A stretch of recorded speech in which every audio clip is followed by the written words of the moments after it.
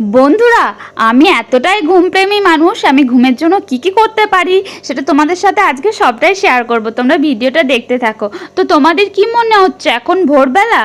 না, আমি এখনো পর্যন্ত ভোর দেখিনি কোনো দিন। এখন বাজছে কটা বলো তো, 11:30। দেখো কিন্তু তাও দেখো মনে হচ্ছে অন্ধকার অন্ধকার। তো রোদ তো ওঠে না, ওই জন্য প্রত্যেক দিন রোদ ওঠে না। তো এখন বাজে 11:30।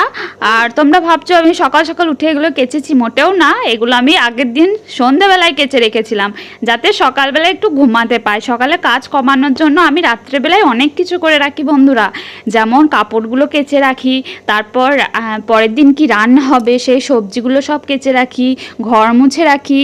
মানে বলতে গেলে প্রায় কাজ করে রাখি। দরকার হলে রান্নাটাও করে রাখবো, এরকম বলি বরকে যে আমি কি রান্নাটাও করে রাখবো নাকি বলো।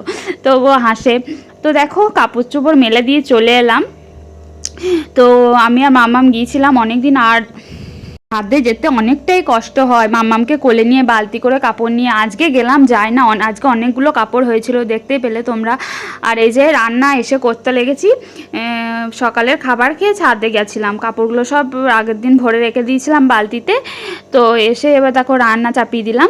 তো এদিকে করলা ভাজা হচ্ছে, আর এদিকে হচ্ছে বেগুন আলু পোস্ত। করলা ভাজা কার কার ভালো লাগে? আমার তো ভীষণ ভালো লাগে। তোমরা জানো যারা আমার ভিডিও দেখো, ভীষণ ভালো লাগে না কিন্তু ভালো লাগে খেতে। তো এই যে কাকবোতে শাক, কে কে খেয়েছো এই শাকটা? কাকবোতে শাক তো আমাদের ওইদিকে গ্রামে ওইদিকে সব মানে মাছের সর্ষে ভুঁয়ে এই শাকগুলো দেখতে পাওয়া যায়। আর এই যে শিম ভাজা করব, আর টক করব, আর ডিমের অমলেট করব। আর এই যে বড়মশাই এসেছে ডিউটি থেকে, দিয়ে ফোন নিয়ে বসে পড়েছে। ব্যাস, আবার কি? আমার তো আর তো কোনো চিন্তা নেই, ফোন নিয়ে বসে পড়বে। তো দুজন মিলে ফোন দেখছে। তো এখন বাজে 3:30। বর ডিউটি যাওয়ার আগে দেখছি মাম্মামকে কোলে নিয়ে যেতে হবে, আমাকে কষ্ট হবে, ওই জন্য বরকে বললাম যে তুমিও সদ্য চলো, কাপড়গুলো তুলে আনি। তো 2-3 জনে মনে চলে গেলাম ছাদে। আর এই যে ওরা একটু বদমাশি করছে, আর আমিও কাপড়গুলো তুলে নিলাম সেই ফাঁকে। আর এই যে কোলে করে নিয়ে আসতে হয় মাম্মামকে, ওটা খুব কষ্ট হয়, ওই জন্য ছাদ খুবই কম আসি। তো আমি বলি যারা ছাদের রুম আছে, এই যে 2টো রুম আছে ছাদে, আবার আমি যে তাদের কত ভালো, শীতের দিনে বেশ আরাম করে বেশ রোদে বসতে পায় সারাদিন। তো আমি জিজ্ঞেস করছি এই কাপড়গুলো কিন্তু আমাদের নয়, অন্যজনের। তো বলছে এগুলো কি আমাদের? বলছে না না আমাদের নয়, তুলো না, বকবে।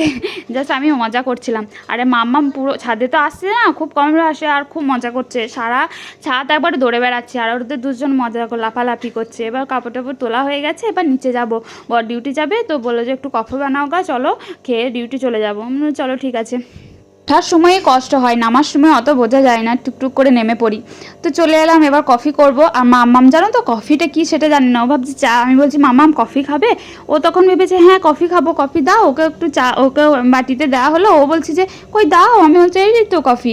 তো বলছে যে কই কফি? আমি বলছি এই চাটা, এটাই কফি। ও তো জানে না। তো কফি বানাচ্ছি, খাবে, তারপর ডিউটি চলে যাবে। আর বন্ধুরা এই যে টুপিটা পরেছি, ওটা মাম্মামের টুপি। আর প্রচণ্ড ঠান্ডা এদিকে, দেখতে পাচ্ছ। শুধু চান করার সময় সোয়েটারটা খুলি, তারপর আবার পরে নিই। মানে এত ঠান্ডা কি বলবো। বন্ধুরা আজকে একটা মজার জিনিস কি হয়েছে দেখো। এই যে আমি কফি বানাচ্ছি, কিন্তু আজকে আমি ছাঁকনি দিয়ে ছাঁকছি। রোজ চা করি তো ছাঁকনি দিয়ে ছাঁকি, তো ভুলে গেছি যে আজকে কফি বানিয়েছি। পরে যখন বরকে বলছি, বড় হাসছে, আমার নিজেরও খুব হাসি পেয়েছে। তো বন্ধুরা আজকের ভিডিওটা কেমন লাগলো সেটা জানাতে ভুলবেন না। আর দেখা হচ্ছে তোমাদের সাথে নেক্সট ভিডিওতে। টাটা।